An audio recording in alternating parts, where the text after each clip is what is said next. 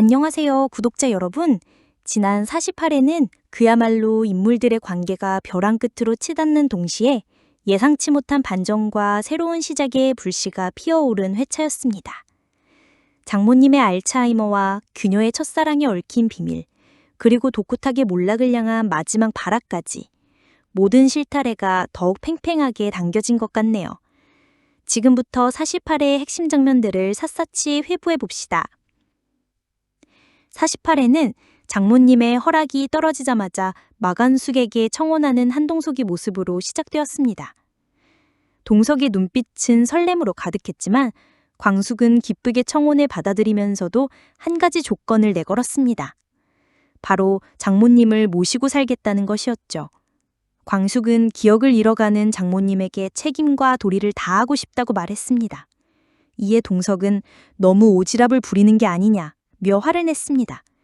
책임과 도리를 지키고 싶다는 광숙의 말에 동석은 자신이 그동안 장모님과 따로 살면서 책임과 도리를 지키지 않는 사람처럼 들렸다며 발끈했습니다. 한편 주실은 광숙이 장모님을 모시고 산다는 말에 크게 화를 내며 광숙을 나무랐습니다. 독수리 술도가 식구들 역시 이번 일은 광숙이 선을 넘은 것이라며 광숙 편을 들어주지 못했습니다. 동석은 무슨 일이 있어도 이번만큼은 져줄 수 없다며 광숙과 팽팽한 밀당을 이어갔습니다. 하지만 주실이 동석에게 연락해 이번 일은 광숙이 잘못했으니 고집을 꺾어달라고 사정하면서 주실도 장모님이 치매라는 사실을 알게 됩니다. 주실은 광숙이 치매 간병까지 하게 될 판이라는 사실에 기겁을 하며 광숙을 말려달라고 동석에게 간청했습니다. 이처럼 광숙과 동석의 갈등은 최고조에 달했지만 장모님을 모시고 살자는 두 사람의 말다툼을 우연히 장모님이 듣게 됩니다. 장모님은 자기 의견도 물어보지 않고 자기들끼리 난리라며 절대 신세지지 않을 것이라고 못을 박았습니다. 장모님이 선을 긋자 그제서야 광숙과 동석의 갈등은 해소되었고 두 사람은 화해를 하게 됩니다. 독후탁 때문에 얼굴에 근심이 가득한 장미애와 세리의 모습도 이어졌습니다. 장미애는 하루빨리 자수하라고 독후탁에게 권했지만 그의 고집을 꺾지 못했습니다. 하지만 독후탁의 운명은 점차 벼랑 끝으로 향하고 있었습니다. 지난번 환부를 요구했던 도매상들이 광숙을 찾아와 장광주를 다시 납품해달라고 애원하던 등 날로 사업이 번창해가는 독수리 술도가와 대비되는 모습이었죠. 한편 독후탁은 아무렇지 않듯 집으로 돌아와 세리에게 아빠는 죄가 없다고 당당하게 말했습니다. 장미애는 괜히 버티다가 괘씸죄로 죄가 무거워질지 모르니 자수해서 광명을 찾으라고 설득했지만 독후탁은 끝까지 무죄를 주장했습니다. 장미애는 손바닥으로 하늘을 가릴 수는 없다면서 계속 자수를 권했지만 독후탁은 그녀의 말을 듣지 않았습니다. 장미애는 독수리 술도가에 가서 무릎이라도 꿇고 탄원서라도 받는 게 좋을 것 같다고 설득했지만 독후탁은 끝까지 고집을 굽히지 않았습니다. 그런데 속일용이 처음에는 독후탁의 짓이라고 진술했지만 시간이 흐르자 자신의 독단적인 행동이었다고 증언을 번복하면서 경찰에서는 독후탁의 직접적인 관련 증거를 찾지 못하면 죄를 묻기 쉽지 않을 것이라고 광숙에게 말해주었습니다. 신라주조에서는 독후탁을 끌어내기 위해 임시주주총회가 열렸습니다. 해임 결의안은 박빙으로 이어졌고 이 와중에 장미애가 기권을 하게 되면서 독후탁은 결국 해임되고 말았습니다. 다른 인물들의 이야기도 펼쳐졌습니다. 한봄은 강수에게 부탁을 받아 장미의 집을 찾아가 안부를 전했고 강수가 자신을 걱정하고 있다는 것을 알게 된 미애는 감동했습니다. 미애는 강수에게 고맙다 아들 이라는 진심 어린 문자 메시지를 보내줬습니다. 나영은은 계속해서 한이와 몰래 데이트를 했는데 갑자기 범수가 일찍 오는 바람에 범수에게 걸릴 뻔했습니다. 영은은 한이의 옷이 바뀐 것을 보고 의아해하는 범수에게 돌보미가 자기 손녀 안 입는 옷을 준 것이라고 돌려댔지만 이는 영은이 돌보미를 매수해 한이와 함께 시간을 보내고 있었다는 사실을 암시했습니다. 흥수는 여자 후배로부터 연애 리얼리티 프로그램 출연 제의를 받았지만 좋아하는 여자가 있다며 딱 잘라 거절했습니다. 두 번 다시 오지 않을 일생일대의 기회인 걸 알면서도 흥수는 옥분을 위해 제안을 거절한 것이었죠. 흥수에게 거절당한 여자 후배는 홧김에 자신과 흥수가 사귄다는 가짜 스캔들 기사를 터뜨려버렸습니다. 이에 흥수 물론 옥분도 크게 상심했습니다. 가장 아련하고도 감동적인 순간은 장모님의 첫사랑 이야기였습니다. 광숙은 박종우의 아들이라는 사람의 연락을 받게 됩니다. 안타깝게도 박종우는 이미 세상을 떠났고 장모는 장례식장에서 첫사랑의 영정사진밖에 볼 수 없었습니다. 장모는 광숙에게 고맙다며 동석과 하루빨리 결혼해서 행복해지라고 했습니다. 이는 장모님이 광숙을 진심으로 받아들이기 시작하는 것을 보여주는 중요한 대목이었습니다. 계속해서 투닥거리던 광숙과 동석의 모습으로 이어졌습니다. 장모님을 모시고 살지 말지를 두고 벌어진 두 사람의 말다툼을 우연히 장모님이 듣게 됩니다. 장모님은 자기 의견도 물어보지 않고 자기들끼리 난리라며 절대 신세지지 않을 것이라고 못을 박았습니다. 장모님이 선을 긋자 그제서야 광숙과 동석의 갈등은 해소되었고 두 사람은 화해를 하게 됩니다.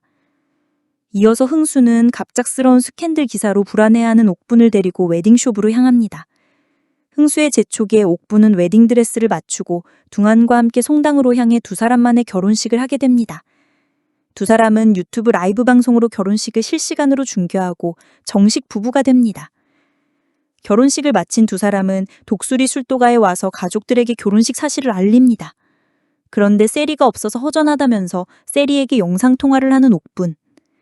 마지막으로 신라주조에서는 임시주주총회가 열려 독후탁을 해임시키려 합니다. 해임 결의안은 박빙으로 이어졌고 이 와중에 장미애가 기권을 하게 되면서 독후탁은 열극 해임되고 말았습니다. 48회는 인물들의 갈등이 봉합되고 사랑이 결실을 맺으면서 독후탁의 몰락이라는 중후한 전환점을 맞이하는 회차였습니다.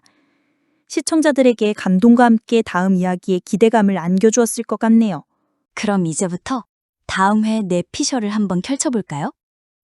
신라주조 회장실. 독고탁은 멍하니 창밖을 응시하고 있었다. 그의 얼굴은 어제의 오만함 대신 깊은 절망감으로 일그러져 있었다. 손에는 해임 통지서가 구겨진 채 들려 있었다. 대표 자리에서 내가 쫓겨나다니? 그의 목소리는 끓어오르는 분노와 함께 믿을 수 없는 현실에 대한 비탄으로 가득했다. 비서가 조심스럽게 다가와 어깨를 초닥였다. 회장님, 기운 내십시오. 아직 기회는 있습니다. 독고탁은 고개를 세차게 저롭다. 기회? 장미의 그 여자가 날 배신했어. 마지막까지 내 편이 아니었어. 다 끝났어. 모든 게 사라졌어. 그의 눈은 초점을 잃은 채 허공을 헤맸다. 그는 테이블 위에 술병을 거칠게 쥐어들고 들이켰다. 술은 그의 목을 타고 흐르는 것인지 아니면 그의 삶이 통째로 쏟아져 내리는 것인지 알 수 없었다. 그의 머릿속에는 오직 실패와 배신감만이 가득했다. 그의 손에 들린 휴대폰이 울렸다. 화면에는 독고세리의 이름이 선명했다. 독고탁은 한숨을 내쉬며 전화를 받지 않았다. 딸에게까지 자신의 처량한 모습을 보이고 싶지 않았다. 그는 비틀거리며 자리에서 일어섰다. 여긴 더 이상 있을 필요 없어. 그의 발걸음은 갈 곳을 잃은 채 흔들렸지만 무언가에 홀린 듯 건물 밖으로 향했다.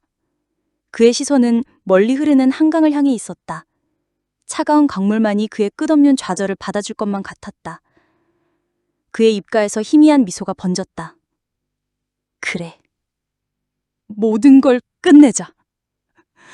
더는 버틸 힘이 없어. 그의 뒷모습은 그림자처럼 쓸쓸했다. 그 지각 한동석의 저택은 들뜬 분위기로 가득했다. 마광숙과의 결혼식을 준비하는 동석의 얼굴에는 행복한 미소가 끊이지 않았다. 그는 팔을 걷어붙이고 하객 명단을 정리하며 연신 싱글벙글 웃었다. 광숙 씨, 우리 결혼식 말이야. 500명은 와야 하지 않겠어? 이왕 하는 거 성대하게 해야지. 신라호텔 그랜드 볼룸으로 예약할까? 동석은 흥분을 감추지 못하고 광숙에게 연신 의견을 물었다. 광숙은 그런 동석의 모습이 귀엽기도 하고 대견하기도 하여 절로 미소가 지어졌다. 아이고 회장님, 500명이나요? 너무 과한 거 아니에요? 그냥 가족들하고 가까운 지인들만 모여서 오붓하게 하고 싶은데요. 저는 그런 거창한 것보다 진심이 담긴 조촐한 결혼식이 더 좋아요. 광숙은 동석의 팔짱을 끼며 조심스럽게 말했다. 동석은 빙긋 웃으며 광숙의 이마에 입을 맞추었다. 에이, 평생 한 번뿐인 결혼식인데. 우리 광숙 씨, 내 아내가 되는데 내가 이 정도도 못 해주겠어? 다 나한테 맡겨. 최고로 멋진 결혼식 만들어 줄게. 그의 목소리에는 광숙을 향한 깊은 사랑과 진심이 담겨 있었다. 광숙은 동석의 진심에 감동하여 그의 품에 안겼다. 그들의 대화 속에는 서로에 대한 배려와 미래에 대한 설렘이 가득했다. 한범과 한결도 두 사람의 행복한 모습에 미소를 지었다. 한범은 말했다. 아빠, 엄마, 두 분 결혼하시면 저희도 이제 가족이 되는 거니까 저희가 도울 일 있으면 뭐든지 말씀해 주세요. 한결도 고개를 끄덕이며 거들었다. 저도요. 결혼 준비 제가 도와드릴게요, 아빠. 동석은 아이들의 말에 더욱 기뻐하며 두 사람을 번갈아 안아주었다. 그들의 앞날에는 오직 행복만이 가득할 것 같았다. 하지만 그 순간 동석의 휴대폰이 울렸다. 화면에는 익숙치 않은 번호가 찍혀 있었다. 동석은 의아해한 표정으로 전화를 받았다. 여보세요? 네, 한동석입니다만. 네? 독꽃 타기요? 한강이요? 동석의 얼굴에서 순식간에 웃음기가 사라졌다. 그의 눈빛은 혼란과 경악으로 물들었다. 광숙은 동석의 변화를 감지하고 불안한 표정으로 그를 바라보았다. 회장님, 무슨 일 있으세요? 독꽃탁이라고 방금 누구와 통화하셨어요? 동석은 떨리는 손으로 휴대폰을 쥔 채 광숙을 향해 천천히 고개를 돌렸다. 그의 입술은 무언가를 말하려 했지만 쉬이 떨어지지 않았다. 독꽃탁의 비극적인 그림자가 두 사람의 행복한 결혼식 준비에 들이우는 순간이었다.